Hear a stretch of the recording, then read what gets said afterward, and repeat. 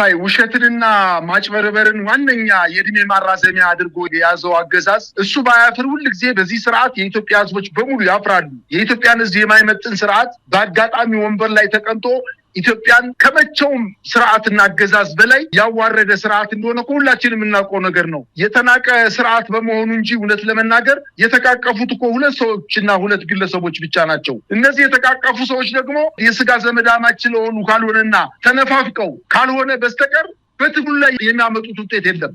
ሁለቱ የስጋ ዝምድና እንዳላቸውና ከዚህ በፊትም አንደኛው በግራ አንደኛው በቀኝ ሆኖ የአማራን ህዝብ ተደራጅቶ እንዳይታገል ለማድረግ ሁለቱም በተለያየ ጎን በተለያየ የትግል ስልት ገብተው የአማራን ህዝብ ሲያስጨፈጭፉ የከረሙ የነሱ መተቃቀፍ የናፍቆት መተቃቀፍ ብቻ ካልሆነ በስተቀር በአማራ ህዝብ ትግል በፍጹም ለውጥ ሊያመጣ አይችልም። በነገራችን ላይ ትግሉ አሁን ከደረሰበት ደረጃ ካየነው በግለሰቦችና በቡድኖች ሊጠመዘዝ የሚችል ደረጃ ላይ አይደለም ያለው። ፋኖ ከመንደር ወጥቶ አሁን ቀጠናዊ ተጽዕኖ ፈጥሯል ነው ያለው አስረስ ማረ። ቀጠናዊ ተጽዕኖ መፍጠር የሚችል ኃይል ደረጃ ላይ ደርሷል። አጠቃላይ የፋኖ ኃይሎች ከእንግዲህ በኋላ ተገፍተው የማይወድቁ እጅግ በጣም ተራራ ትልቅ ቋጥኝ ሳይሆን ተራራ ደረጃ ላይ የደረሱና የመንግስት ኃይል ደግሞ በየቀኑ እየከሰመ እየደከመ የመዋጋት ሞራሉ እየቀዘቀዘ እየጠፋ እየተተካም ቢሆን የመዋጋት ልምድ የሌለው ሰራዊት በአማራ ክልል ዶ የድሃ ልጅ እያለቀበት ያለ ትግል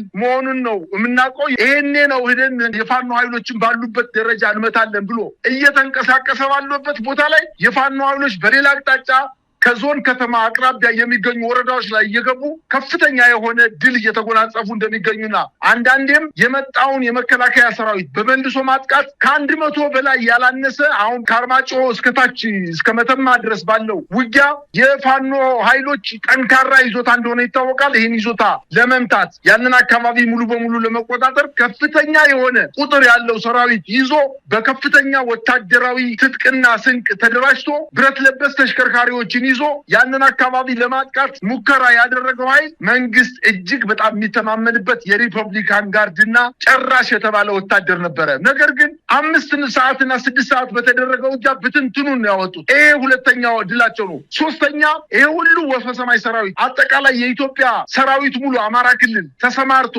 በህዝብና በነዋሪው ዘንድ ከፍተኛ በደል እየፈጸመ እንኳን የፋኖ ኃይሎች ይሄን እየተከላከሉ ህዝባቸውን ነፃ ከማውጣታቸውን በተጨማሪ ወታደራዊ ማሰልጠኛ ተቋማትን አዋቅረው እንዲያውም ለመጀመሪያ ጊዜ የኮማንዶ ኃይሎችን የመሐንዲስ ባለሙያተኞችን የስለላና የደህንነት ባለሙያዎችን ማስመረቅ መቻላቸውን ነው መረጃዎች የሚያመላክቱት። እዛው አፍንጫቸው አጠገብ ላይ የፋኖ ኃይሎች በያዟቸው ወረዳዎች ላይ ማሰልጠኛዎችን አደራጅተው በሺዎች የሚቆጠሩ የኮማንዶ ወታደሮችን በማስመረቅ ቀጥታ ወደ ውጊያው እንዲገባ በማድረግ ትልልቅ ድሎችን እያስመዘገቡ ነው የሚገኙት። የሁለቱ ኃይሎች መጣመር ከፍተኛ የሆነ ረብሻ ፈጥሮበታል። አንድ ግለሰብ መጥቶ የአፍሪካ ህብረት ደረጃውን ባልጠበቀ ሁኔታ ሁለቱ ወንድማማቾች ወይም ቤተሰቦች ተቃቅፈው ናፍቆታቸውን በሚወጡ ሰዓት ታዛቢው ነው መገኘቱ እጅግ በጣም ያሳዝባል። እንዲያውም ለመጀመሪያ ጊዜ ነው የሚባለው ይሄ ነገር ለመጀመሪያ ጊዜ እጁን የሰጠ ወታደር ወይንም እጁን የሰጠ አንድ ግለሰብ ተደራዳሪ ሆኖ ከመንግስት ጋር ሲቀርብ ይሄ በኢትዮጵያ ብቻ ሳይሆን በዓለም አቀፍ ደረጃም ተሰምቶም ታይቶም አይታወቅም። ከኋላው የተከተሉት ኃይሎች የሌሉት ከዚህ በፊትም ለበርካታ ጊዜ ከፋኖ ኃይሎች ተደብቆ አንዴ ሰሜን ወሎ፣ አንዴ ደቡብ ወሎ፣ አንዴ ደቡብ ጎንደር፣ አንዴ ሰሜን ሸዋ አካባቢ ሲንከራተት የነበረ ግለሰብ ዛሬ እጁን ሰጠ ተብሎ መንግስት ልክ እንደ ትልቅ ድል የኢትዮጵያን ህዝብ ሊያታልል ሲሞክር ድል የጠማው ስርዓት እንደሆነ ነው መረጃዎችን እያየን ያለ ነው። በአጠቃላይ ግን ይሄ ነገር ነፋስ መጥቶ እንደሚበትነው ዳመና የአንድ ሳምንት ወሬ ከመሆን የሚዘል አይደለም ማለት ነው የምችለው። መሳይ እንግዲህ አስረስ ማረ ዳምጤ የአማራ ፋኖ ብሔራዊ ኃይል ሴንትራል ኮማንድ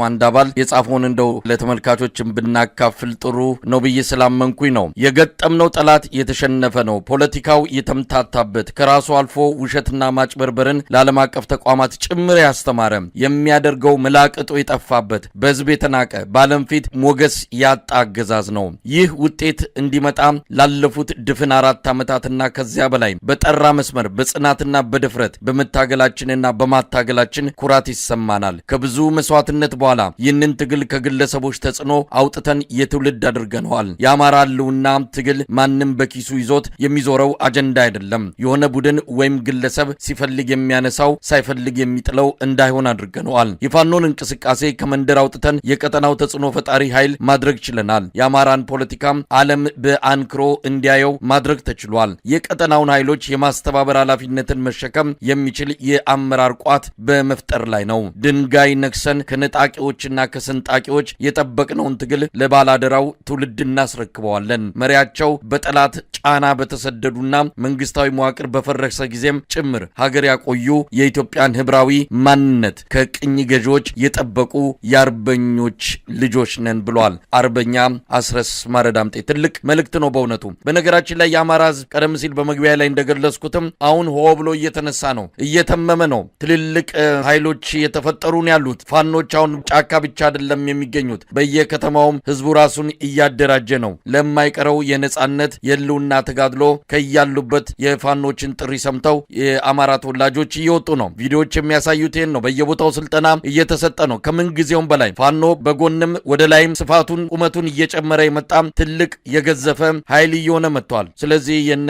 አፍሪካ ህብረትም የነ ኢጋድም እንዲህ አይነቱን አይናቸውን ጨፍነው በአብይ ዜማ የመደነሳቸው የሰሞኑ ቲያትር ነገ ከነጎዲያ በግለሰብ ደረጃ እንደ ተቋምም የሚጠየቁበት ጊዜ የሚመጣ ይሆናል። ለማንኛውም የአማራ ህዝብ እየሰጠ ያለው ምላሽ እንዴት ማየት ይቻላል? የህዝብን አደራ ተሸክሞ የነጻነት ታጋይ የሚባል ደረጃ ላይ የደረሰ አመራሮች ፋኖ አሉት። በርካታ የአማራ እናቶች ወንድ ልጆችን ወልደዋል፣ ሴት ልጆችን ወልደዋል። ለህዝባቸው ታማኙ ነው። ድንጋይ ተንተርሰው አደራጅተው ሰራዊት አቅም ገንብተው የአማራ ክልልን ህዝብ ነጻ የሚያወጡበት ጊዜ እየደረሰ እንደሆነ አሁን ከሚሰጠው መግለጫ ስናይ እውነት ተስፋ በጣም ትልቅ የአማራ ህዝብ ትልቅ ተስፋ ያለው ህዝብ እንደሆነ ነው ለማየት የቻልነው። እነዚህ ሰዎች ደልቷቸው አይደለም። ድንጋይ ተንተርሰው ምናልባትም ያልበሰለ ነገር በልተው ገላቸውን ሳይታጠቡ ልብሳቸውን ሳይቀይሩ ከ20 እና ከ15 ኪሎ በላይ ትጥቅና ስንቅ ተሸክመው ለረጅም ጊዜ እየተጓዙ ከጠላት ድሮንና አረር ለማምለጥ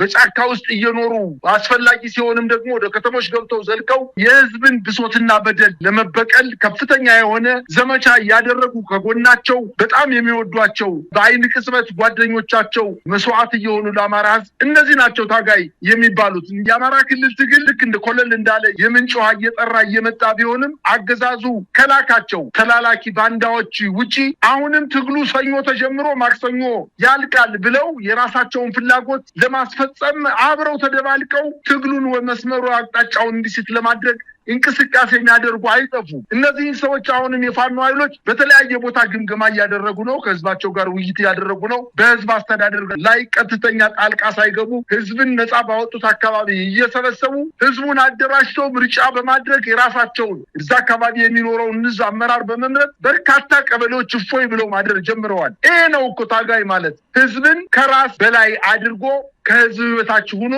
የህዝብን ፍላጎት ማሟላት፣ ህይወትን መስጠት፣ መጠማት፣ መራብ፣ መራዝ ማለት ታጋይ ማለት ይህ ነው። ስለዚህ በትግል መካከል ብዙ ውጣ ውረዶች አሉ። እነዚህን ውጣ ውረዶች ተሸክመው የገባቸው የነጻ አውጪ ታጋዮች ከፍተኛ ዋጋ እየከፈሉ አሁንም በሰፊው እየቀጠሉበት እንደሆነ ነው መረጃዎች የሚያመላክቱት። እውነት ለመናገር አሁን በበርካታ አካባቢዎች ላይ አሁንም ውጊያዎች በአዲስ መልክ ተቀስቅሰው የፋኖ ኃይሎች ከመልሶ ማጥቃት ወደ ሙሉ ማጥቃት፣ ከመልሶ ማጥቃት ወደ ሙሉ ማጥቃት፣ ከመከላከል ወደ ሙሉ ማጥቃት ተሸጋግረው በበርካታ አካባቢዎች ላይ በ20 እና በ30 በመቶዎች የሚቆጠሩ የመከላከያ ሰራዊት አባላትን መግደል፣ መማረክ እና ስቦ ማስከዳት ስልትን እየተጠቀሙ የመከላከያ ሰራዊቱን ልክ ቅንቅን እንደበላው አገዳ ባዶ እያደረጉት እንደሆነ ነው መረጃዎች የሚያመላክቱት። መንግስት ደግሞ እጅግ በጣም ተጨንቋል። አሁን የአፍሪካ ህብረትንም ይሁን የኢጋድ ወይም የምስራቅ አፍሪካ በይነ መንግስታት የትብብር ድርጅትን ይሁን ሌሎችንም የአውሮፓንም የአሜሪካንም አጠቃላይ የምዕራብ መንግስታትን አምጥቶ ያደራድር። እሱ አይደለም የአማራ ህዝብ ጥያቄ፣ እሱ አይደለም። ትግሉ ወደፊት ይቀጥላል፣ ድልም ይገኛል በአጭር ጊዜ ውስጥ ማለት ነው የምችለው። መሳይ በጣም ነው የማመሰግነው።